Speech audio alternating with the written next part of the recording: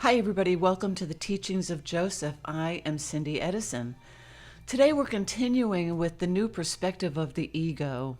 As you know, and if you've been following us, Joseph's teaching about the ego is the opposite of what is and has been taught for eons of time. This makes sense in that the teaching up to this point has been based in fear. That is evident based on the current and past teaching of the ego being somehow against us, or that the ego puts negative thoughts and deeds into our experience for the purpose of failure. Yikes! That just sounds so awful. So let's touch on that for a minute. Geez. Anyway, the reason we're teaching about the ego, like we're teaching about a lot of the old paradigm teachings, is because anything based in fear, any understanding you have that's based in fear, must be expanded beyond. We cannot go to the new earth with any fear. We do not create the new human aspect with any fear. So we're going to tackle these things one at a time. So let's talk about the current teaching and how this all came to be. I was taught that the ego is likened to the devil that we read about in the Bible.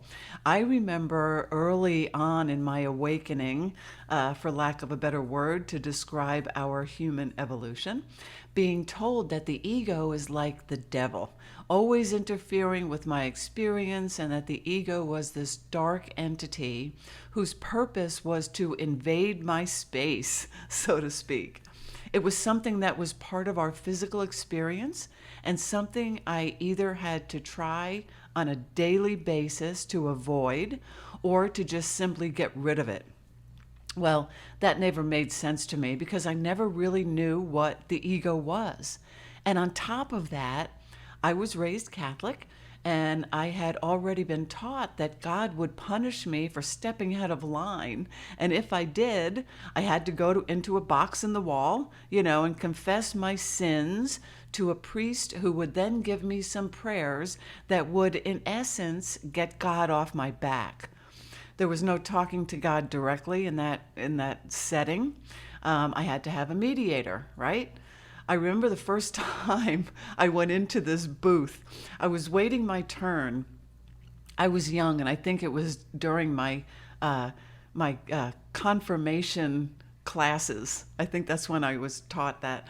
And I was standing in line, waiting to go in next, and I was really scared because at this point I was scared of God, like I think a lot of us are, the wrath of God. At that point, we don't even know what wrath is. Anyway, so I'm standing in line, and there's a nun standing in front of me, and I looked up at her and I said, "What do I say?" And she said, "Just say that you lied to your mother or something like that." And I said, "But I didn't lie to my mother." And she said, "That's okay. Just say it anyway." So there you have it. That was my exposure to God and the devil. And needless to say, it did not sit well even back then. So I grew up and began going through this process of evolving as the human aspect of my soul. I went through many understandings, none of which included fearing God. In fact, I remember one of the first times I heard the audible voice, and those of you who have heard it know that there's no mistaking it. Beautiful experience. It was just beautiful and, of course, very timely, as it always is. I was going through what I thought then was an attack by the devil. I had been, they immersed me, that's the right word, into the Bible for about 3 years.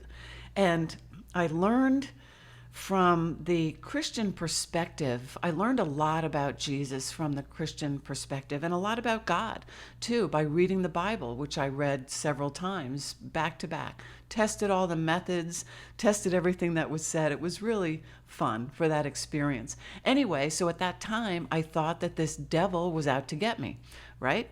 So here I am having this I don't even know, I can't even tell you what to call it. It was an attack by the devil. And I was laying in my bed It was in an afternoon. I had come home from work. I was so scared. I had never experienced anything like this before. I was literally shaking, just laying there shaking. I was crying. And I heard this voice say, "Cindy, there is no devil and there is no hell." And in that moment, I shifted. That was a major event for me in my awakening, in my evolving. Awakening just sounds odd to me now. Anyway, in that moment, I shifted. I immediately exhaled, and it felt like I was exhaling for like 20 minutes. But all the fear was gone. Everything, everything. I'll never forget that moment. And it changed me, and I knew it was truth. I could feel the truth in it. Anyway, after that experience that brought this new understanding of this dark entity's non-existence, I had no frame of reference for the other dark entity who I was taught was this ego. I heard people blame the ego for bad behavior. I'd hear people describe guys like, "Oh, his ego is bigger than this whole building," or "his ego is so big he can't see past it." And then they'd walk away shaking their heads. So now I was left with a new frame of reference that portrayed the ego as part of men who made them arrogant and irrational. I lived with that for a while, never really believing it, but I really had no other explanation. So I just kind of avoided the subject. Enter Joseph and their new perspective, which of course is the perspective of the new earth, and also the perspective of the new human aspect that we are morphing into and creating. Actually, we're creating it as we move forward. So as we move into this new earth vibration, we are moving away from the third dimensional perspective that is loaded with fear and old paradigm teachings of it, which is the root cause for all the problems that we experience. Physical ailments, emotional states of being, and of course, physical manifestations of contrast, poverty, famine, war, hatred, and most of all, unworthiness, self-unworthiness. All of them are conjured and created from the vibration of fear, all out of alignment with the perspective of your soul. And in the middle of all of it sits the illusion of the man-made perspective of our ego. We talk a lot about the ego because this is a new version, a new perspective with which to consider, and a perspective that will relieve a lot of your fear that you're carrying about how you see your reality. This teaching helps us understand the true purpose of the ego so we can incorporate it into our creating of our realities. I remember I was talking with Josef one day a few years ago, and I had asked them a question, which I can't remember now, doesn't matter, but the answer was, "It's a choice, Cindy." And I said, "Yes, but what is it that I'm choosing?" I remember this time. I don't remember the question, but I remember being confused for a couple days, and they were teaching me about choosing. And they said, "You are choosing alignment." And at that time, I didn't know what alignment was. We were just getting into that. So that answer frustrated me, as many of their answers did. And I said, "Well, how do I choose alignment? And by the way, what is it?" And they said, alignment is the space of creation. It is the space, the vibration from which you are creating your reality, and it is all of your choosing. And oh, by the way, if you are not consciously choosing, you are choosing just the same. But that choosing is from an out of alignment position. And the ongoing conversation began. They went on over time to explain to me about how I am related to them and how my soul aspect, the non-physical aspect of me, was part of them. And I was the physical aspect of them, the physical aspect of my soul. And when the soul, the all of me, as we would say, incarnated into the vibration of contrast, into this physical aspect, it took on a new vibrational aspect, that's us, and we became what we refer to as the human. So this is the aspect, we are the aspect who agreed, who chose to experience the physical realm of contrast for the purpose of expanding the all, for the purpose of choosing to expand the all of me or my soul, which is the vibration where we humans, in fact, all of the aspects of the soul are connected. This is where oneness happens. This is where the oneness everybody talks about is kind of happening. It's kind of sitting there. It's just one, right?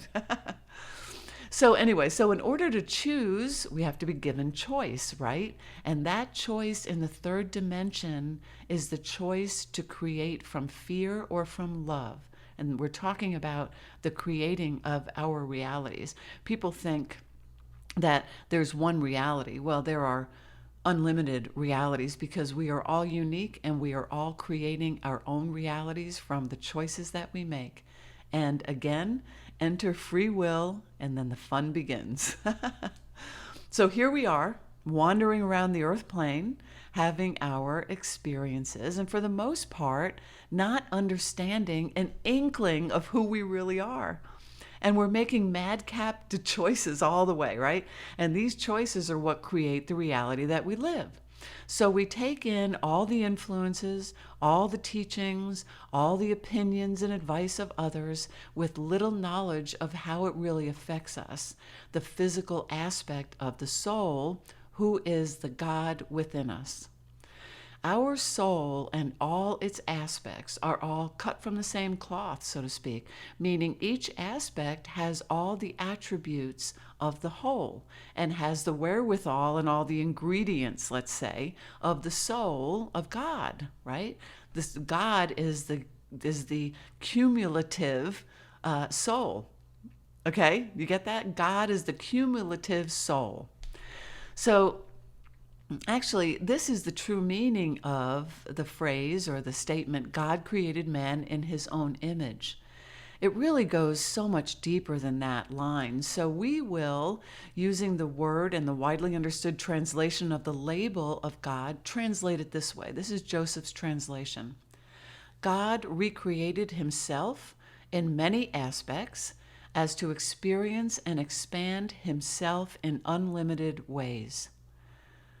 I'll say that again. God recreated himself in many aspects as to experience and expand himself in unlimited ways. Now, when God recreates himself as an aspect of himself, then God is pure love, right? So that means every aspect that is created from that space of alignment, God, is also love. I'm getting to a point here, so hang with me. So boiled down, and I just want to add what Jesus said as he exampled the human aspect as God on earth in its physical form when he said, "Truly, truly, I say to you, whoever believes in me will also do the works that I do, and greater works than these will he do, because I am going to the Father."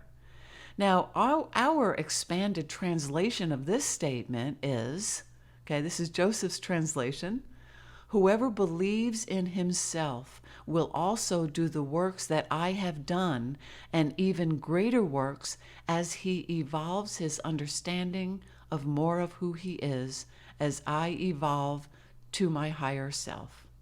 Okay, I'm going to say that again. Whoever believes in himself will also do the works that I have done, and even greater works, as he evolves his understanding of more of who he is, as I evolve to my higher self. Isn't that beautiful? It's just beautiful. He's saying, this is who we are. This is who we all are. I know I've taken a slight turn here in the ego teaching, and that's because I really wanted to include the aspects, because the ego is an aspect of our soul. This is what Joseph teaches us. It is an aspect of God who was created from the vibration of love and whose sole purpose is to assist the human aspect, that would be us, of its soul, because it too is an aspect of the soul, of our soul, right? While it experiences the physical plane of consciousness. It does this as a loving service. It does it out of love to its soul and its human aspect. And here's how it goes. So the soul, as you know, is pure positive vibration, right? God is pure positive vibration.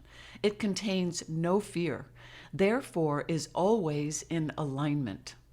We, on the other hand, who are experiencing the contrast of choosing in and out of alignment realities, circumstances, and situations, would have no idea if we are choosing from the space of alignment with our soul or alignment with fear if it wasn't for what Esther refers to as our emotional guidance system.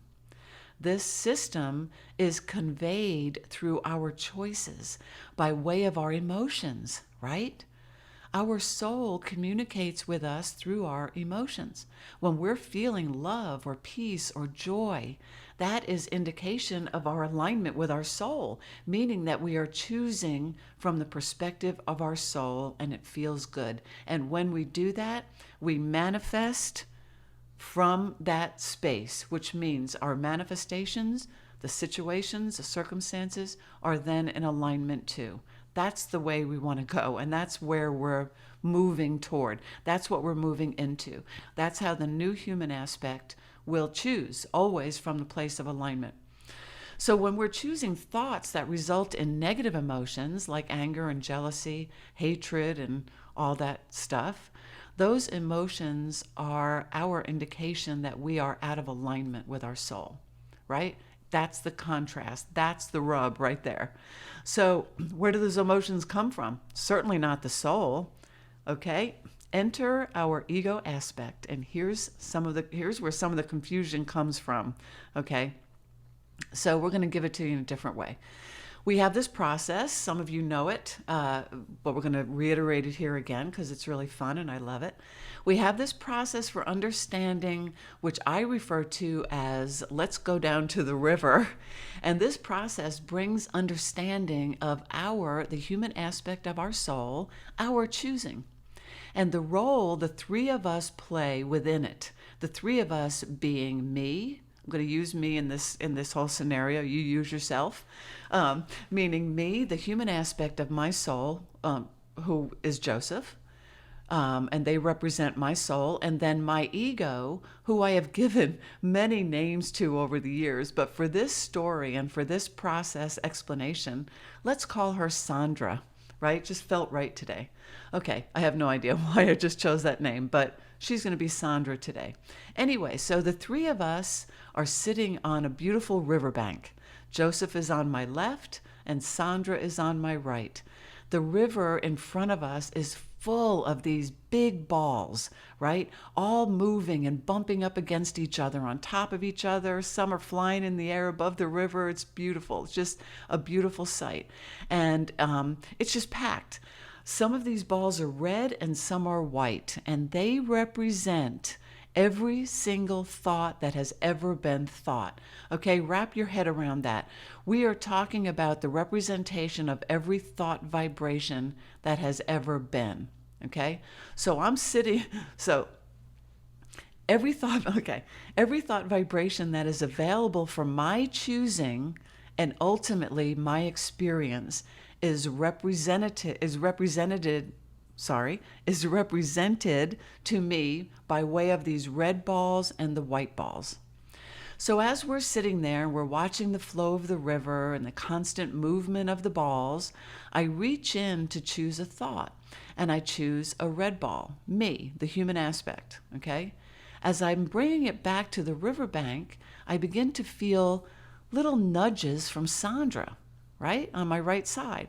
I don't pay any attention to her at first because I'm just reveling in this beauty of this red ball. So I don't really pay any attention, and I reach out to choose another one.